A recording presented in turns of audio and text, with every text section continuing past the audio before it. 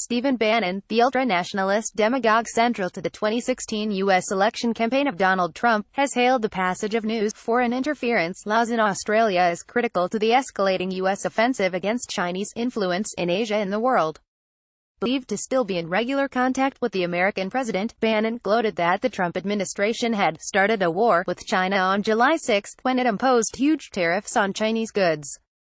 Bannon's remarks make clear why the Liberal National Party coalition government and the Labour Party have gone to such efforts to keep the Australian population ignorant of the agenda behind the new legislation, which they successfully rammed through Parliament, after just 3 days' discussion, on June 28. Having fully aligned with U.S. preparations for war against China, the dominant factions of the Australian ruling class have already expanded the basing arrangements in Australia for U.S. warships, submarines and long-range bombers capable of carrying nuclear weapons. Over the past several years, the Australian armed forces have been completely integrated with their U.S. counterparts. The new legislation creates an entirely new crime, foreign interference, which captures a broad range of criminal offences involving multiple types of collaboration between Australian individuals and organisations with their foreign counterparts. It also expands the number and type of offences deemed to involve treason, treachery, mutiny, sabotage, espionage, or violation of secrecy, and massively increases the penalties such offences will attract.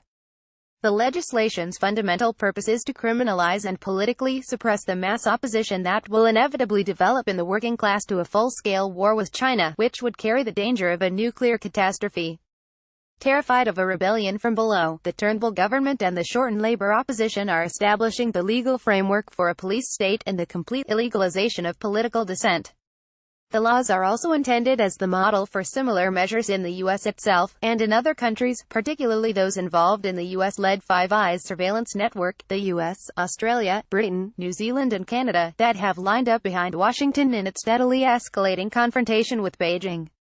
Bannon, who is currently visiting Australia, was clearly eager to make public his support for the legislation and its underlying military and anti-democratic agenda.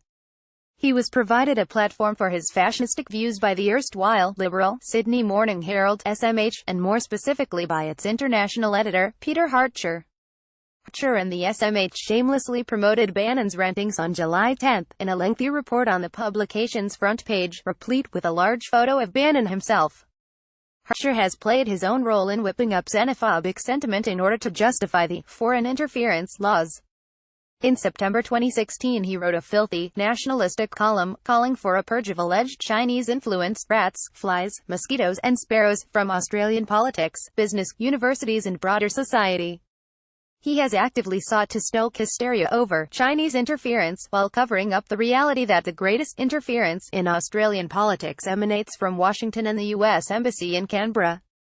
Bannon made clear in his interview that the new legislation is admired by America's far-right, the Trump administration and the U.S. military intelligence establishment. Before he emerged as a prominent spokesperson for Trump's presidential campaign, Bannon was a Goldman Sachs investment banker, California-based financial speculator, Hollywood movie executive producer and executive chair of Breitbart News, one of the main alt-right American nationalist publications. In March 2016, he declared, "We're going to war with China in the South China Sea in 5 to 10 years. American capitalism," he told Hartcher, "represented Christian civilization against a purported threat posed by China." His aim is to cultivate a nationalist and racist constituency in the U.S. and internationally for a major war aimed at defending the global dominance of the American financial and corporate oligarchy against the rise of China. Bannon commented, "Australia is at the forefront of the geopolitical contest of our time. If we continue on this path we are down. China will control all of the countries of Southeast Asia and they will control Australia. The truth, of course, is that American-based corporations and investors have by far the greatest stake in Australia, followed by British-based interests. Moreover, Australian investment is above all concentrated in the U.S. The economic ties between the Australian and American financial and corporate elites underpin the U.S.-Australia alliance and shape their military and strategic collaboration against China. See, report documents extent of U.S.-Australia economic ties. Ignoring this fact, Bannon insisted, "You, Australia, are the San Andreas Fault between China and the West. These are the two great systems that have built up over 2,000 years. You are the representative of Athens and the democratic Western tradition, and China is a Confucian totalitarian system." Far from U.S. imperialism and its Australian ally representing democracy, both are careering towards authoritarianism and war, a process that Bannon both advocates and encourages, confirmed by his support for the new foreign interference laws. These laws violate fundamental civil liberties and democratic rights, and have been neither explained to nor voted on by the Australian population.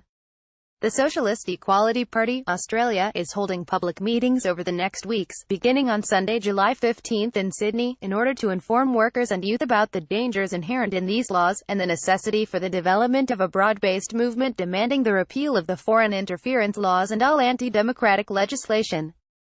The meeting in Sydney this Sunday will be live-streamed via the CEP Facebook page to an Australian and worldwide audience. The CEP urges the greatest international participation. The author also recommends CEP Australia to hold meetings on new foreign interference laws, a move towards dictatorship and war. The 3rd of July 2018, full WSWS coverage on the defense of Julian Assange. Google is blocking the World Socialist website from search results. To fight this blacklisting, share this article with friends and coworkers. Facebook, Twitter, email, Reddit.